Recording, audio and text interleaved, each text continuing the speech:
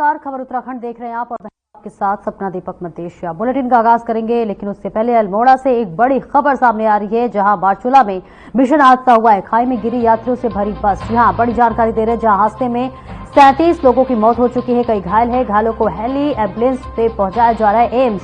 ऋषिकेश के एम्स में trauma centre में इलाज चल रहा है। स्वास्थ्य मंत्री ने घायलों का हाल चाल जाना है। तो ये बड़ी खबर अल्मोड़ा से बता रहे हैं, जहां पर एक बड़ा हादसा हुआ है, जहां पर आपको बताते चले तमाम लोग घायल हुए हैं और इसी के साथ साथ सबका इलाज चल रहा है। एम्स में सभी को हेली के द्वारा पहुंचाया जा रहा है और इस बीच ये बड़ी जानकारी दे रहे हैं, जहां पर एम्स में अब सभी का इलाज चालू है। तो मारचूला में भीषण सड़क हादसा हुआ है, बस खाई में गिर गई है और इस बीच यात्रियों को जल्दी से जल्दी हॉस्पिटल पहुंचाया जा रहा है। बड़ा हादसा हुआ है, 37 लोगों की जान चली गई है और इस बीच ऋषिकेश के एम्स में ट्रॉमा सेंटर में इसका इलाज चल रहा है। और देखिए तस्वीरें भी अब सामने आ गई है, जहां तस्वीरें आपको दिखा रहे हैं। तमाम घायलों को अब जल्दी से हेली से जो है एम्स भेजा जा रहा है और जल्दी से जल्दी इलाज चालू करने की भी कोशिश की जा रही है। इस बीच 37 लोग ने अपनी जान गंवा दी और जितने भी घायल हुए हैं उन सबको हेली के जरिए हॉस्पिटल ले जाया जा रहा है। एम्स के ट्रॉमा सेंटर में तमाम लोगों का इलाज जारी है और जल्दी से जल्दी इनका इलाज जल्दी से जल्दी हो सके, इसके लिए लगातार प्रयास किया जा रहा है। तो तस्वीरें आपको दिखा रहे हैं, जहां पर एक भीषण सड़क हादसा हुआ है, जहां बस यात्रियों से भरी खाई में गिर गई है। 37 लोगों की जान चली गई और बाकी लोगों का इलाज जारी है। और उत्तराखंड के अल्मोड़ा में बड़ा सड़क हादसा हुआ है। मारचूला के पास एक बस खाई में जा गिरी है और आपको बता दें कि हादसे में 37 लोगों की मौत हो गई है, जबकि कई लोग घायल हुए हैं। 4 घायलों को एयरलिफ्ट भी किया गया है। 3 घायलों को एम्स के ऋषिकेश में भर्ती कराया गया है। मौके पर राहत एवं बचाव कार्य चलाया जा रहा है। इस बीच बस में 55 से ज्यादा यात्री सवार थे। हादसे की सूचना मिलते ही पुलिस प्रशासन मौके पर पहुंचा और मामले में सीएम पुष्कर सिंह धामी ने पौड़ी और अल्मोड़ा के संबंधित क्षेत्र के एआरटीओ प्रवर्तन को निलंबित करने के निर्देश दिए हैं। साथ ही मृतकों के परिजनों को 4-4 लाख रुपए और घायलों को 1-1 लाख रुपए की सहायता राशि देने का निर्देश दिया गया है।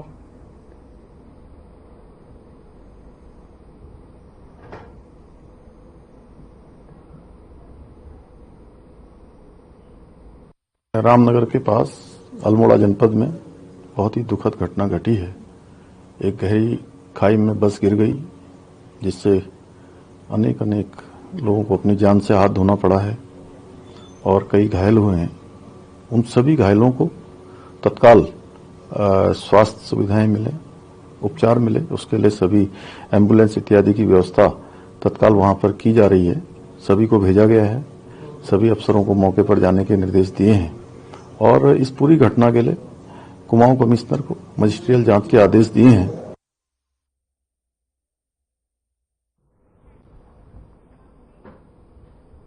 और उत्तराखंड के अल्मोड़ा जिले के सल्ट में भीषण सड़क हादसा हुआ है। यहां एक यात्री बस करीब 100 मीटर गहरी खाई में गिर गई है और इस हादसे में अब तक 37 लोगों की मौत की पुष्टि अल्मोड़ा जिला आपदा प्रबंधन अधिकारी ने की है। बताया जा रहा है कि यात्री बस में 45 से ज्यादा लोग सवार थे। बताया जा रहा है कि ये बस गोलीखाल क्षेत्र से यात्रियों को लेकर रामनगर जा रही थी।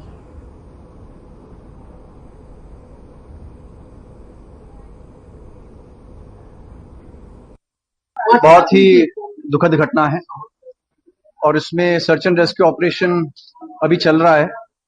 अभी तक जो पुष्टि हुई है, इसमें 36 टोटल कैजुअलिटीज की पुष्टि हुई है। माननीय मुख्यमंत्री जी की ओर से इसमें जिनकी डेथ हुई है उनको 4 लाख उनके परिवार को देने की घोषणा हुई है और जो घायल हैं उनको 1 लाख रुपए की माननीय मुख्यमंत्री जी की ओर से राहत देने की घोषणा हुई।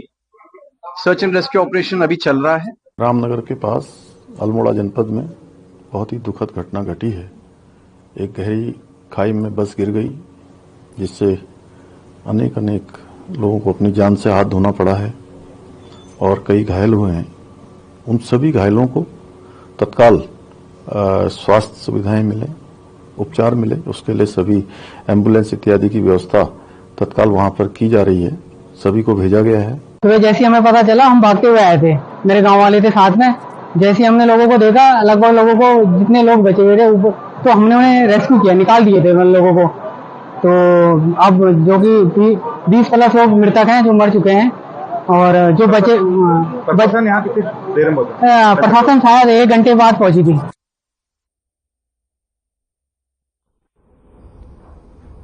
और पौड़ी से रामनगर आ रही जीमू की एक बस मारचूला के पास कूपी गांव में दुर्घटनाग्रस्त हो गई, जिसमें 61 यात्री सवार थे। उसमें से अब तक 37 लोगों की मौत होने की खबर मिली है। अल्मोड़ा के सल्ट में हुए दर्दनाक बस हादसे में घायलों को सुशीला तिवारी अस्पताल में भर्ती किया गया है, जहां अब तक गंभीर रूप से घायल 3 यात्रियों को सुशीला तिवारी अस्पताल में भर्ती किया गया है। ये संख्या और भी बढ़ सकती है। सिटी मजिस्ट्रेट एपी वाजपेयी अस्पताल में मौजूद है। उन्होंने सभी घायलों को प्राथमिकता के आधार पर उपचार किए जाने को लेकर निर्देश दिया।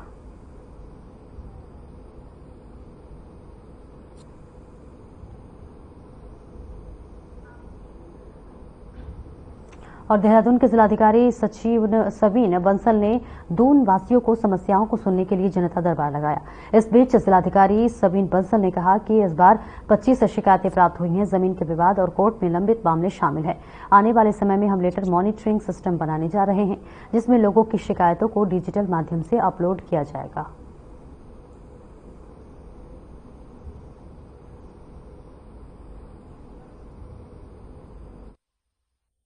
लगभग कंप्लेंट्स प्राप्त हुई थी, जिसमें लैंड डिस्प्यूट्स और कुछ पेंडिंग कोर्ट मैटर्स और हमारी जो जनरल सिटीजन सर्विसेज हैं उनके एक्सेस के रिगार्डिंग थी। सो उसमें सभी अधिकारियों की उपस्थिति में जो मौके पर ही निवारण कर सकते थे उनका किया गया है, और जो त्वरित जांच कमेटी बनाकर टाइम बाउंड तरीके से उनको निष्पादित करने के लिए भी निर्देशित किया गया है। कुछ में जो पिछला संदर्भ है और जो रिकॉर्ड्स हैं वो चेक करने पड़ते हैं, तो उसमें भी एक निश्चित समय अवधि के अंदर प्रस्तुत करने के निर्देश दिए गए हैं। और उत्तराखंड के पहाड़ी क्षेत्रों में अब लगातार डिग्री कॉलेज की संख्या बढ़ रही है। उच्च शिक्षा विभाग कोशिश कर रहा है कि प्रदेश भर में डिग्री कॉलेज की संख्या ज्यादा से ज्यादा बढ़ाई जाए, ताकि वहां पर रहने वाले आम लोगों को डिग्री लेने के लिए बाहर न जाना पड़े। और उच्च शिक्षा मंत्री धन सिंह रावत ने बताया कि हमारा यही प्रयास है कि आमजन और गरीबों के बच्चे अपने ब्लॉक में ही डिग्री प्राप्त कर सके, ताकि उसे दिक्कतों का सामना न करना पड़े। और इसके साथ ही हम कई जगह डिग्री कॉलेज में छात्रावासें बना रहे हैं, ताकि बच्चे वहीं पर रहकर पढ़ाई कर सकें। देखिए, आप देख रहे होंगे कि जब से बीजेपी की सरकार आई है तो हमने हर ब्लॉकों में अब डिग्री कॉलेज खोल दिए हैं। अब कोई भी छात्र छात्रा ये नहीं कह सकती कि साहब हम पैसे के अभाव में डिग्री नहीं ले पा रहे हैं। इतना ही नहीं कि हमने अब सभी ब्लॉकों में जो डिग्री कॉलेज है वहाँ हम छात्राओं के लिए हॉस्टल भी बना रहे हैं। और हमारा प्रयास ये हो रहा है कि भाई गरीब छात्र जो है अपने ब्लॉक में पढ़ाई कर सके, उसको दूर न जाना पड़े, उनके लिए हर प्रकार से संसाधन हो। और अब फैकल्टी भी हमने लगभग 100% दे दी है, तो अब कोई कमी नहीं रहने वाली है। अभी हम 550 टीचरों को और नियुक्ति देने वाले हैं।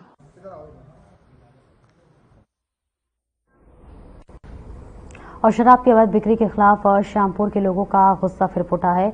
लोगों ने अपने क्षेत्र के एक रेस्टोरेंट में अवैध रूप से बिक रही शराब की पेटियों पकड़ी है। शराब पकड़ने के बाद लोगों ने जमकर हंगामा काटा है। और इस बीच आपको बता दें कि रेस्टोरेंट संचालक लोगों के हंगामे को देखते हुए मौके से फरार हो गया। वह इसकी सूचना मिलते ही रायवाला थाना की पुलिस मौके पर पहुंच मामले की जांच में जुट गई है। वही लोगों ने पुलिस पर भी शराब की अवैध बिक्री करने का आरोप लगाया है। लोगों का कहना है कि शराब की अवैध बिक्री कहां से हो रही है, पुलिस को सब पता है, लेकिन पुलिस कार्रवाई नहीं कर पा रही है।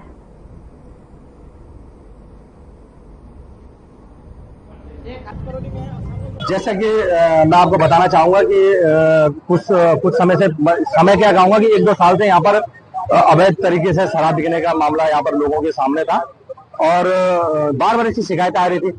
और आज ग्रामीणों ने इसमें, क्योंकि बहुत ज्यादा यहाँ पर ड्रग्स की भी बात आ रही थी, ड्रग्स भी बिकने लगी थी, तो ग्रामीणों ने यहाँ पर एक करा कि भाई आज इसके खिलाफ मोर्चा खोलने का आज रखा था। पर मुझे ऐसा लगता है कहीं ना कहीं इसको सूचना लग गई थी कि यहाँ पर आज इस प्रकार से यहाँ पर शराब के विरोध में यहाँ पर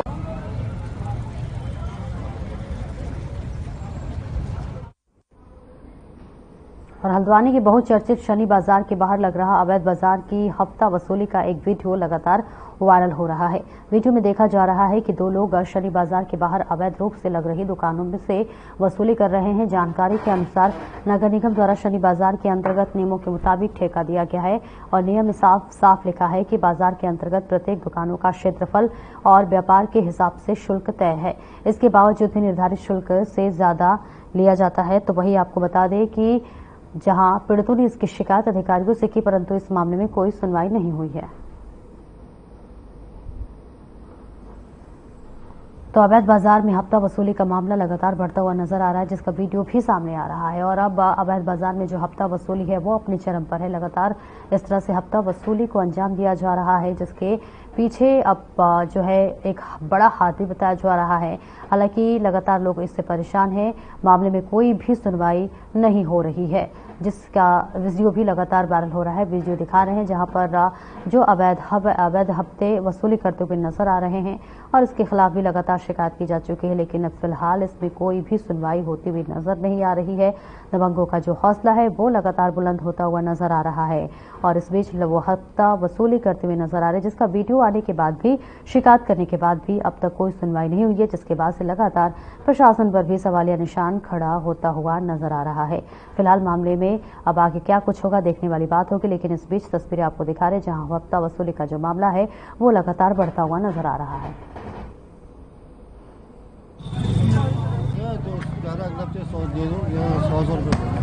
अगले हफ्ते कितने? 100 रुपये एक फल के दो घर। अच्छा, एक फल के तो कितने लगाए तुमने? एक किस चीज के लेके गए? कोई पर्ची वर्ची दी है? नगर निगम वाले पर्ची तो दी होगी, नगर निगम वाले हैं तो बिना पर्ची के तुमने क्यों दे दिए पैसे? सभी देते हैं भाई साहब। पर्ची तो मिलती होगी जो नगर निगम में, अंदर का ठेका है, अंदर के मिलते हैं पैसे, बाहर क्यों दे रहे हो तुम पैसे? हमें क्या पता, हमसे तो ठेका हुआ। तो पर्ची तो लो, ठेका हुआ है तो कहना पर्ची तो दे। चलो अगली बार से ठीक आए थे मुल्ला जी चोबी वाले। कितने पैसे दिए तुमने इस जगह के? 100 रुपये। क्यों दे रहे हो आप 100 रुपए रोड यहाँ बाजार पे अवैध रूप से? पिछली बार उन्होंने बाजार ही नहीं लगने दिया था। किसने? उन्होंने। ये ठेकेदार जो है? हाँ। अभी आपसे 100 रुपए ले गए हो जी। क्यों दे रहे हो 100 रुपए आप? मैसूर के मार रहे हैं? मैसूर के। अरे मैसूर, ये यहाँ के पैसे नहीं ले सकते ये लोग, अंदर के पैसे लेंगे अगर लेना होगा तो। रोड के पैसे नहीं लेंगे ये लोग। पता नहीं है आपको इस बारे में? ठेका अंदर का है, बाजार का, रोड का नहीं है।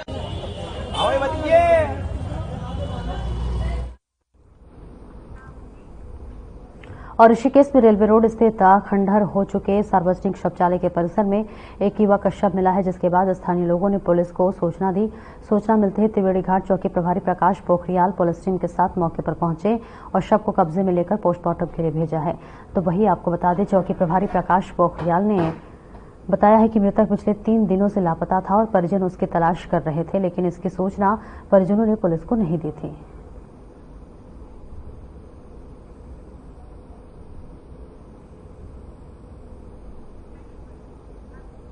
तो सार्वजनिक शौचालय में शव मिला हुआ है। कई दिनों से परिजन तलाश कर रहे थे। मामले की जांच पड़ताल में अब पुलिस जुटती हुई नजर आ रही है।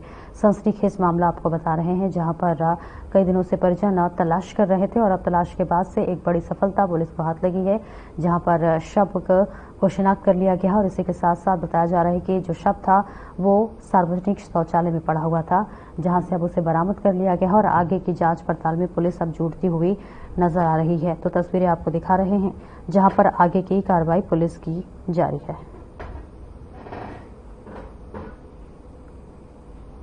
और रुकेंगे एक छोटे से ब्रेक के लिए, फौरन हाजिर होते हैं।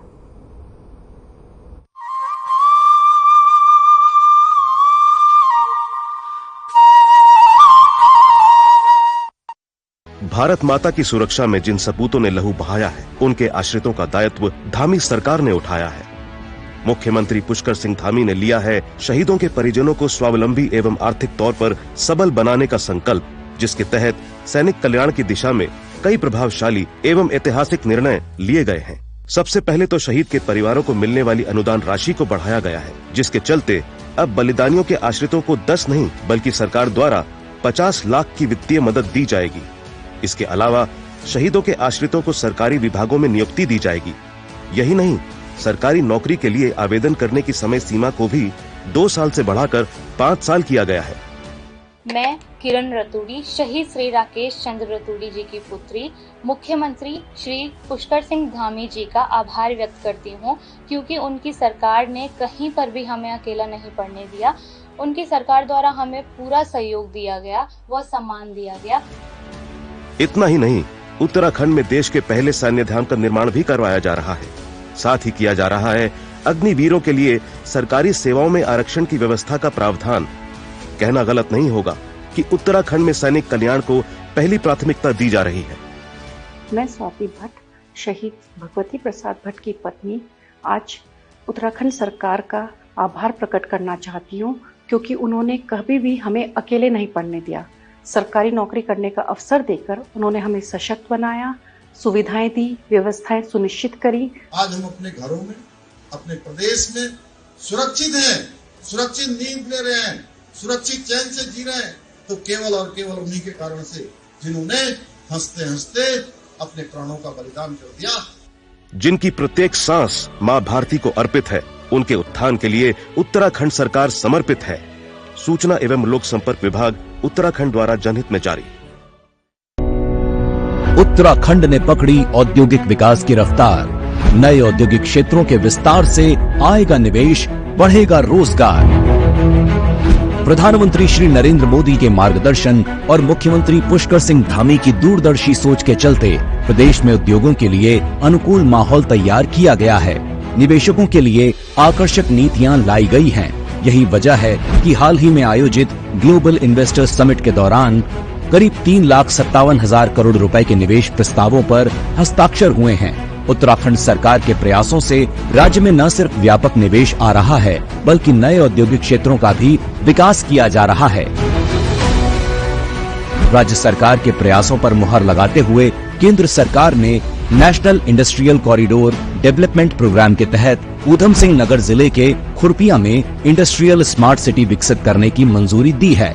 मुख्यमंत्री पुष्कर सिंह धामी का dream project Khurpia industrial city manufacturing का बड़ा केंद्र बनेगा। यहाँ 1265 करोड़ रुपए की लागत से 1002 एकड़ भूमि पर उद्योगों की स्थापना की जाएगी। परियोजना के माध्यम से करीब 20,000 करोड़ रुपए का निवेश आकर्षित किया जाएगा, जिससे राज्य में 75,000 से अधिक युवाओं को प्रत्यक्ष रूप से रोजगार मिलेगा। खुरपिया औद्योगिक क्षेत्र में automobile industry, auto components, engineering और फैब्रिकेशन की इकाइयों पर फोकस किया जाएगा। देश का प्रमुख औद्योगिक गलियारा अमृतसर कोलकाता इंडस्ट्रियल कॉरिडोर खुरपिया के करीब से होकर गुजरता है।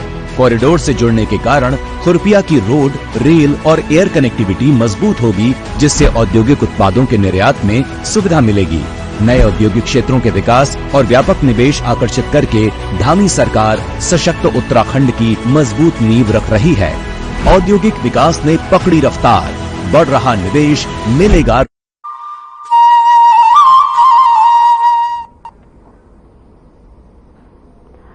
ब्रेक के बाद एक बार फिर से स्वागत है आपका। बढ़ते हैं खबरों की ओर। नैनीताल की युवा मुक्केबाज दीपाली थापा ने सीएम पुष्कर सिंह धामी से मुलाकात की। इस दौरान सीएम धामी ने दीपाली थापा को एशियन बॉक्सिंग चैंपियनशिप में गोल्ड मेडल जीतने पर बधाई दी है। साथ ही दीपाली के पावन पर्व पर मुक्केबाज दीपाली थापा के उज्जवल भविष्य की कामना की है। बता दें कि सितंबर महीने में यूएई की राजधानी अबू धाबी के LNT सिटी में एशियन बॉक्सिंग चैंपियनशिप आयोजित की गई थी, जिसमें एशियन जूनियर बालक बालिका एवं स्कूल बालक बालिका बॉक्सिंग चैंपियनशिप में दीपाली थापा ने अपना जलवा बिखेरा। दीपाली थापा ने 33 केजी वर्ग में स्वर्ण पदक जीत उत्तराखंड का नाम रोशन किया।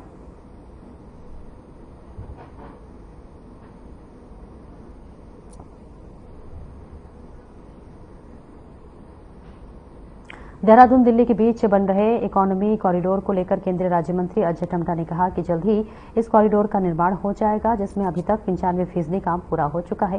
केंद्रीय राज्य मंत्री ने कहा कि उनके द्वारा स्थलीय निरीक्षण किया गया है और अधिकारियों को तय समय पर कार्य पूरा करने के लिए कहा गया है।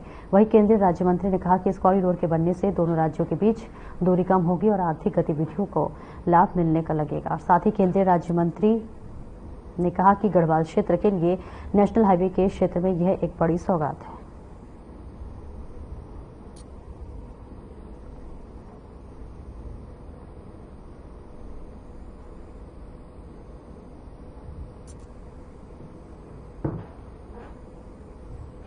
और केदारनाथ उपचुनाव में अपनी जीत सुनिश्चित करने को लेकर कांग्रेस क्षेत्र के हर मुद्दे को पुरजोर तरीके से उठा रही है और इसी क्रम में कांग्रेस ने एक नए मुद्दे को उठाना शुरू कर दिया है। दरअसल केदारनाथ सीट से टिकट बंटवारे पर बीजेपी ने दिवंगत विधायक शला रानी रावत की बेटी ऐश्वर्या को टिकट न देकर बीजेपी प्रदेश महिला मोर्चा अध्यक्ष आशा नौटियाल को दिया है, जिसको अब कांग्रेस मुद्दा बना रही है। कांग्रेस के प्रदेश प्रवक्ता शिवपाल सिंह बिष्ट का कहना है कि शला रानी रावत की बेटी ऐश्वर्या रावत को टिकट न देकर उनका अपमान किया है। तो तस्वीरें आपको दिखा रहे हैं जहां कांग्रेस ने शैला रानी को मुद्दा बनाया है और अब जो है इस पर घेरती हुई नजर आ रही है। बीजेपी पर कई तरह के आरोप भी लगाए हैं। पक्षपात का आरोप लगाते हुए कांग्रेस नजर आ रही है। कांग्रेस ने शैला रानी को अब इन्हें पकड़कर मुद्दा बना दिया है। तस्वीरें आपको दिखा रहे हैं जहां बीजेपी पर पक्षपात का लगातार आरोप लगाया जा रहा है। कांग्रेस की तरफ से ये बड़ा आरोप लगाया जा रहा है। उपचुनाव को लेकर अब जो तकरार है वो बढ़ती हुई नजर आ रही है। तकरार तेज होती हुई नजर आ रही है जहां कांग्रेस बीजेपी को घेरती हुई नजर आ रही है। देखिए केदारनाथ में उपचुनाव होने वाला है। उपचुनाव को लेकर जो सरगर्मी है वो बढ़ती हुई नजर आ रही है और इस बीच शैला रानी का जो मुद्दा है वो बढ़ता हुआ नजर आ रहा है। देखिए, कांग्रेस पार्टी हर उस व्यक्ति का मुद्दा उठाती है जो सरकार द्वारा शोषित हो, पीड़ित हो। भारतीय जनता पार्टी की जनविरोधी नीति की छाया में इस बार शैला रानी जी की बेटी आई हैं। भाजपा का एक ट्रेंड रहा है कि वो जो भी दिवंगत विधायक हैं उनके आश्रितों को टिकट देती रही है। केदारनाथ में भाजपा ने ये परंपरा तोड़ी है और शैला रानी जी कांग्रेस में भी विधायक रही हैं और जब वो कांग्रेस में थी उसी दौर में केदारनाथ क्षेत्र में विकास के काम बड़ी मात्रा में हुए हैं। ये वो भारतीय जनता पार्टी के कार्यकर्ता है। शैला रानी रावत जी समय से पहले हमारे बीच से चली गई, इसका कष्ट हम सबको है। उनके परिवार के साथ हमारी सब संवेदना भी है। हमारा अपना परिवार है क्योंकि भारतीय जनता पार्टी की हमारी विधायक थी वो। और जहां तक ऐश्वर्या राय जी का सवाल है तो निश्चित तौर पर भविष्य में उनके परिवार की जो पॉलिटिकल लेगेसी है वो ऐश्वर्या हाथ में लेने वाली है। तो पार्टी उनके बारे में निश्चित तौर पर समय पर विचार करेगी।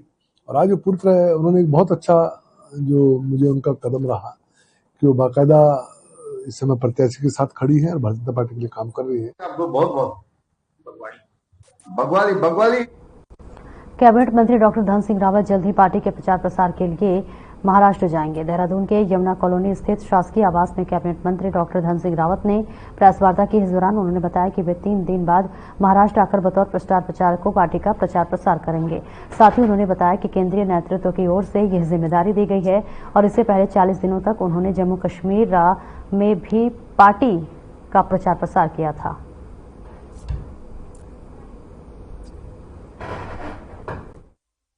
पार्टी की तरफ से मुझे महाराष्ट्र के चुनाव में भेजा गया है और मैं 2-3 दिन बाद जो है महाराष्ट्र के चुनाव में जाने वाला हूँ। अभी मैं जम्मू कश्मीर के चुनाव में था। तो केंद्रीय नेतृत्व जो है हर कार्यकर्ता को कहीं ना कहीं चुनाव में लगाते हैं और केदारनाथ में मेरा 2 दिन का जो है मैं खुद वहाँ पार्टी की तरफ से स्टार प्रचारक के रूप में 2-3 दिन जो है प्रचार करने जाऊंगा क्योंकि 40 दिन मैं जम्मू कश्मीर के चुनाव में था, अभी महाराष्ट्र के चुनाव में जाना है। तो नेचुरली जिन लोगों की ड्यूटी बाहर लगी है उनका जो है उपयोग 2 या 3 दिन पार्टी की तरफ से किया है।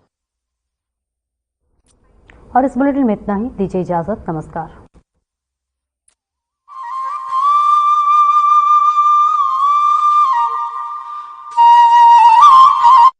मुख्यमंत्री पुष्कर सिंह धामी के नेतृत्व में राज्य सरकार